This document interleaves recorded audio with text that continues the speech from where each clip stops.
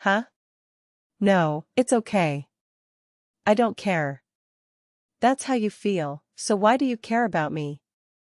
You don't have to. Winfred shrugged. It didn't bother him at all, and he felt sorry that Isla felt sorry for him. The truth is that I'm worried too. I'm the one who helped you. So, it's okay to do what you want. If you want to worry, worry. If you want to get angry, get angry. But I hope you won't be sad for too long or too long. If you do, I think I will be sad too. He smiled brightly and expressed his true feelings. You really are. Isla smiled slightly, as if she couldn't contain herself. Winfred asked with an impatient expression, as if she couldn't bear to wonder what she had swallowed. Oh really? Why do you stop talking? It's no big deal. He turned his head out the window with a stern expression. Winfred closed her mouth with a sullen expression. He was curious, but he didn't want to force Isla to tell him what she didn't want to say. Judging from your expression, it doesn't look like you mean anything bad. As she tried to interpret Isla's silence in the most positive way possible, the carriage they were traveling in arrived at the quiet town safe house where Scott and Debbie were staying. When Isla took Winfred's hand and got off the carriage, a couple with anxious faces was waiting in the courtyard. They had been waiting for her long before she arrived, after hearing about her arrival. Madam, sir. How have you been? I am very happy to see that you are in good health.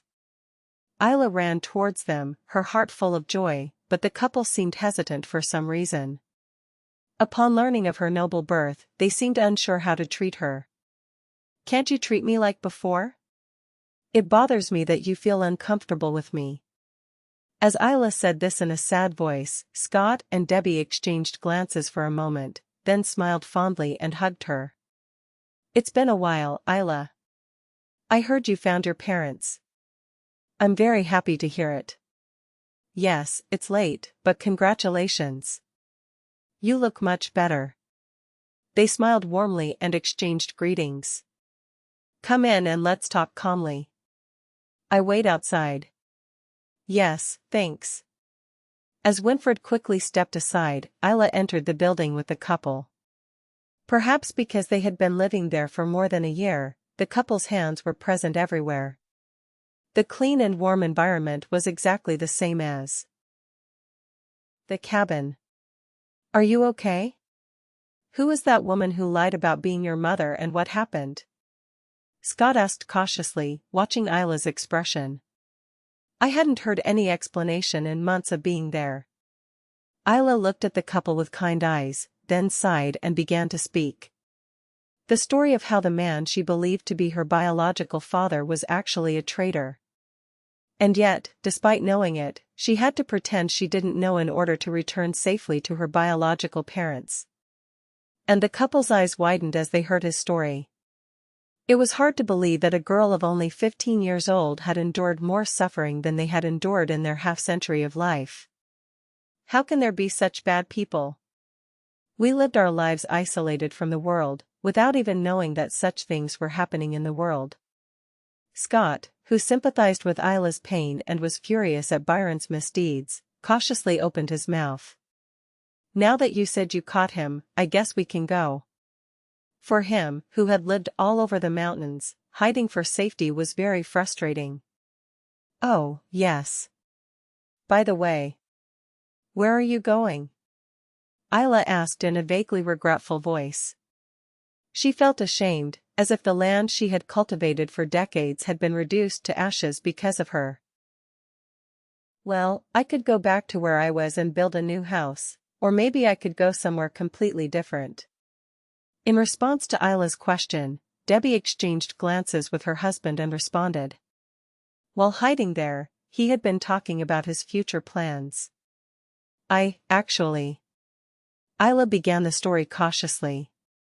We need a live-in caretaker for our villa. If that's okay with you, how about we stay there?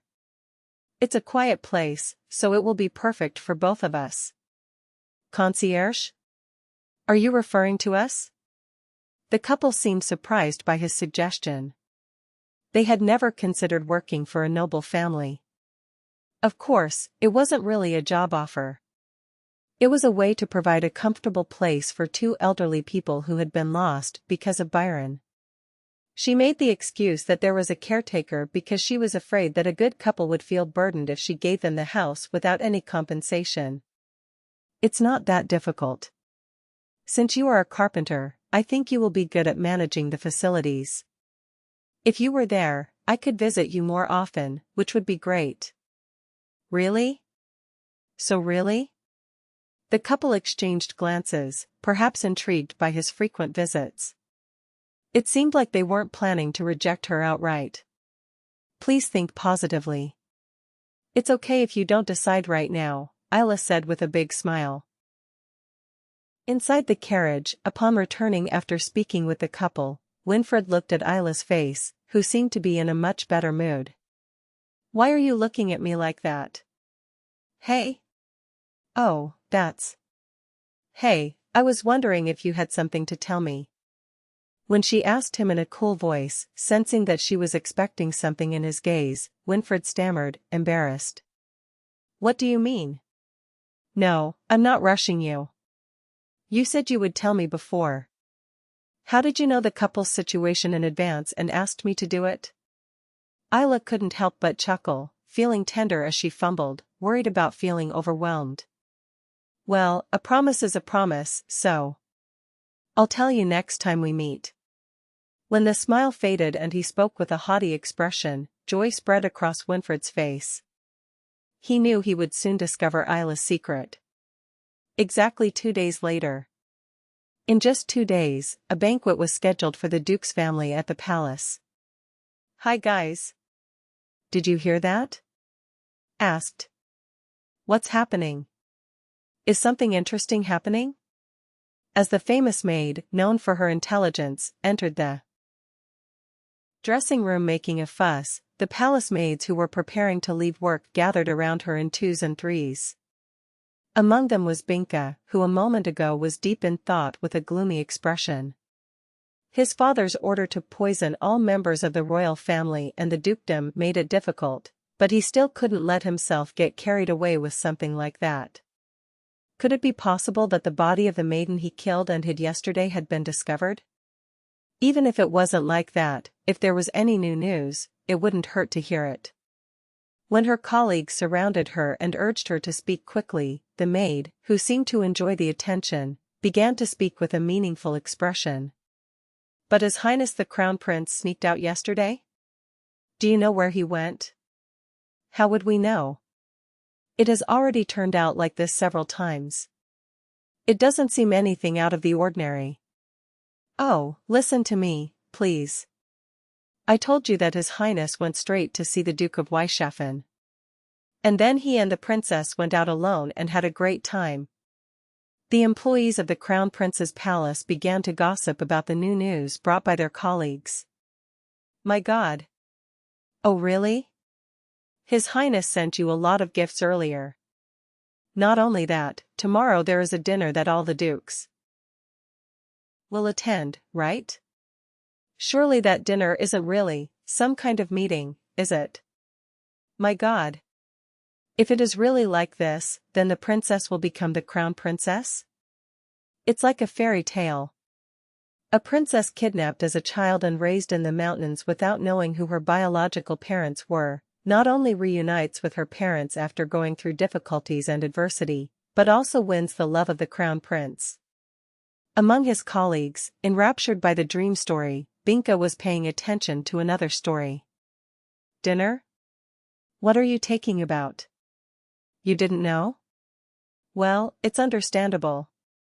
You've been taking a lot of vacations lately, and even at work, you've been distracted by other things. The entire palace is in a frenzy, preparing for tomorrow's banquet. I heard that His Majesty the Emperor has invited the entire family to congratulate the Duke of Weishafen for his great contribution to the capture of the traitor. Binka bit her nails with an anxious expression at the maid's response. A dinner with the Emperor's family and even members of the Duke of Weishafen. If this wasn't the opportunity he had told his father about, then what was? In fact, perhaps he hoped that opportunity would never come. Assassinate the emperor? And do it alone, without anyone to help her? Is that even possible? Binka was scared. If he abandoned his father and left the empire like this, he wondered if he could survive. But I don't feel like giving up just like that. That idiot, Winfred or whatever, took my job. A wave of resentment washed over her.